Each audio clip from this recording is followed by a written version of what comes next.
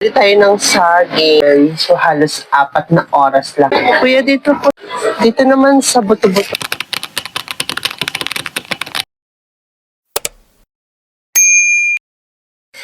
Hello everyone! So, halos 4 na oras lang ngayong ating tulog. 5:30 ako kanina natulog. Tapos ngayon ay 9:34 a.m. na. So, no choice tayo kasi kailangan natin mamalengke. Palengke kasi dito, 11:30 nagsasara na. Tapos magre-reopen sila ng 3:30 p.m. So, hindi naman ako pwede mamaya kasi ako may pasok. So, kailangan kong bumili talaga ng aking stock for the whole week kasi kailangan ko rin lutuan ng pagkain ng ating batutang si Bran. After naman natin mamalengke mamaya at malagay lahat sa ref, ako'y babalik naman sa tulog. So, dapat mga 11:30 or before 12 noon, ako'y nakatulog na at magigising ako before 2 p.m. para naman makapagluto pa ako at makagayak ng maayos bago ang aking trabaho. Buti ngayong araw ako'y work from home. Tara, tayo mamalengke na.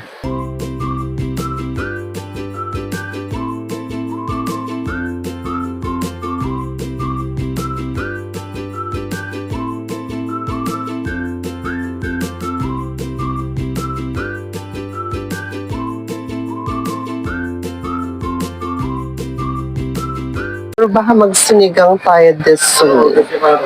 Kuya, pwede ba yung sa may giniling 100 lang? Dito naman sa buto-buto, kahit ano lang kuya. Dito part lang. Oo, dyan lang. Hindi lang, yung ano lang, parang kalahati lang. Kuya, dito po sa ano, today, kalahati lang. Apo. And then, sa chicken. Magkano kilo dito ate? 195. 195. Pareho lang sila nito.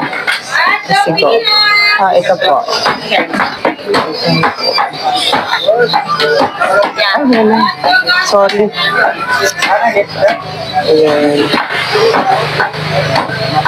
Nagdagan na ng isa pa. Parang adobong hiwa lang ate. Ito tayo sa frozen section. Ate, magkano to? Ano to? Chicken or pork? Salami yan siya. Isa nga po nito. Tapos, ano to? Tocino. Ano nga tawag dito? Longganisa. Longganisa. Bawang ba yan? Pork garnish siya, pero hindi siya magkakaroon. Okay. Pero gawa niyo lang to? So, tinukuha namin ito. Okay. Magkano naman to? 115 ang malaki, 60 ang maliit. So, isang maliit lang? Ang maliit lang. 60. Ayan, thank you. Ito naman tayo sa mga isda. Mag-check. Nag-ipon na ako nakaraan eh. Ito kaya. Check natin. Siguro ito na lang yung tilapia ating bibili. Kaya magkano sa tilapia? 170 ang kilo. Siguro mga 2 piraso na libre na. Bili tayo ng saging. Siguro ito lang. Kuya, magkano to? Ito, 60. Isa nito? Ayan nga, harating natin ng bahay. At ito nga yung ating mga pinamili. Meron tayong saging sa 50 plus. 50 plus pesos lang ha. Hindi yung 50,000 ha. Grabe naman yung 50,000. Chares. At meron tayong papaya. So, 50 plus lang din to.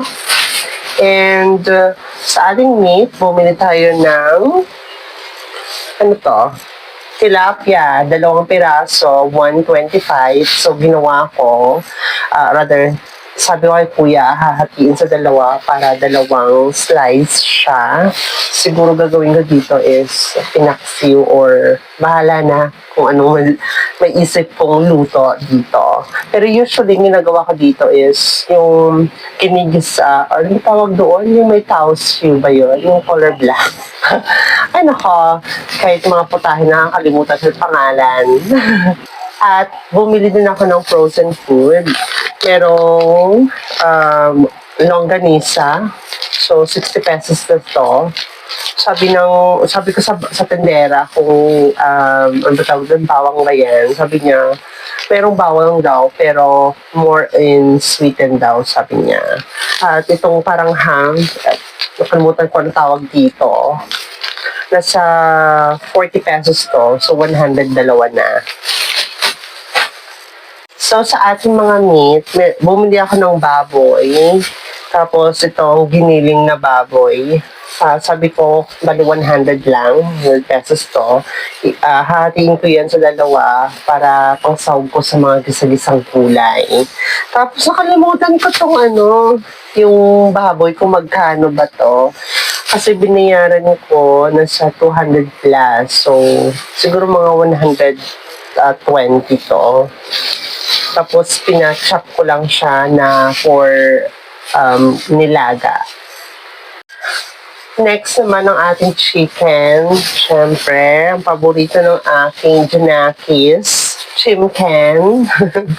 Yung breast part, yung fillet. Ay, ano ba yan? Itong fillet, 80 pesos to, kalahati ng buo.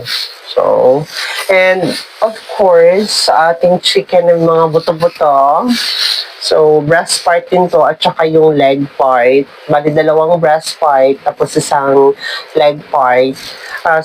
200 plus to kasi binayaran ko na sa 340 ata lahat. Hindi ko alam kung magkano yung exact amount dito. Yung breast, rather yung fillet lang yung alam ko, 80 pesos. So, habang pauwi niya ng bahay, napadaan ako sa tindahan dyan sa baba lang. At meron pang mga paninda si ate. Kasi usually kapag nagmamadali ako, tinatamad akong magluto, bumibili na lang ako ng lutong ulam. At buti naman, may mga lutong ulam pa siya natira. So, bumili ako nitong dalawa, 90 pesos na to. Ito yung ginataang langka at saka menudo. So, mamaya, hindi na ako magluluto para sa aking ulam. Siguro, sasagad ko na yung aking tulog hanggang 3 p.m. 5 p.m. pa naman yung aking pasok. So tara, tayo igayak na natin yung mga ating pinamili at linisin ko muna yung ref. Hello guys, so tayo maglilinis ng ating mga karne. Unahin ko muna itong ating pork. Ginagawa ko ay yung isa-isa ko siyang hinuhugasan. Siyempre, kasi galing palengke to. So, may mga dumadahapong langaw, expectation. So, kailangan hugasan mo siya ng maigi. Tapos, meron tayong strainer. At bago natin ilagay sa mga lalagyanan, dapat nakatulo siya ng maayos. Diba? So, again, yung pork muna ating huhugasan. Next na hugasan natin is yung ating chicken. Hugas-hugas lang, ganyan. Isa-isa, hinuhugasan. So, ayun nga, next naman na ating hugasan itong ating chicken. Usually, tinatanggal ko itong mga taba-taba na to. So, ginagawa ko na ngayon. Tinatanggal ko naman siya, pero sasama ko dun sa papakuluan kong pagkain ni Bran. At going back dun sa issue ng ating ref, for now, hindi pa naman siya nagkukonsume ng malaking konsumo sa kuryente.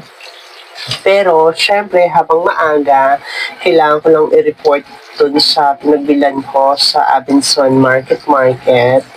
Hopefully na within 2-year warranty pa din. Syempre, hindi ko kasalanan yun. Never pa ako gumamit ng sharp object sa ref ko, no? Alam ko yan kasi I am a technical support din sa mga appliances. So, baka bukas, bago ako mag-report sa on-site, pupunta muna ako ng market. Agahan ko na lang. So, ayun, pagpatuloy lang natin yung pagbuhugas ng ating karne. Yung isa-isa ko. So, again, kailangan ko itong hugasan ng maayos kasi galing to palengke. Yung iba kasi, di ba, hindi na nila hinuhugasan, dinadiretso nila sa ref na yun naman yung mga karne na nanggaling sa mga department store. Syempre yun, hindi naman tinadapuan ng langaw yun. So, ito, dahil sa palengke, of course, kailangan natin hugasan ng mabuti bago ilagay sa ating ref.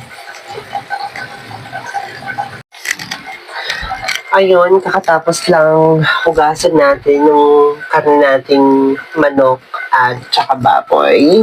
And of course, yung chicken fillet ni Bran. So, papatuloyin ko lang ito ng bonggang-bongga bago ilagay sa kanilang mga lalagyanan at ilagay sa ref. So, next na ating hugasan, itong ating isda. Again, itong tilapia, 2 piraso to. So, pinahiwa ko ng 2 para maging 4. So, sa 125 to binili ko. So, hugasan ko lang siya. And then, bago siya ilagay sa lalagyanan, syempre nakatulo ng maayos. And then, lalagyan ng asin at ilalagay sa ref. Ayan. Tapos, kailangan tanggal yung dugong-dugo na to kasi malansa kapag hindi nahugasan ng maayos.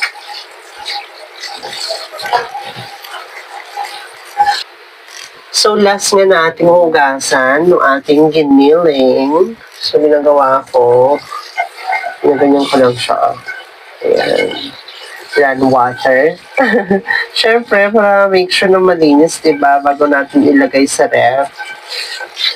Tapos, kapag okay na, nakatulo na ng maayos, tsaka natin, i-divide sa 2. Sinasaw ko lang naman to sa mga gisa-gisang gulay. Ayan. Ayan. Siyempre, para malinis talaga. Ayan. Ayan, okay na nga yung ating mga karne. Medyo madami rin pala yung nabili natin, no? So, ito ay chicken. Itong mamayang lalaga ko, pagkain ni Bran. Tapos itong ating tilapia at saka yung pork.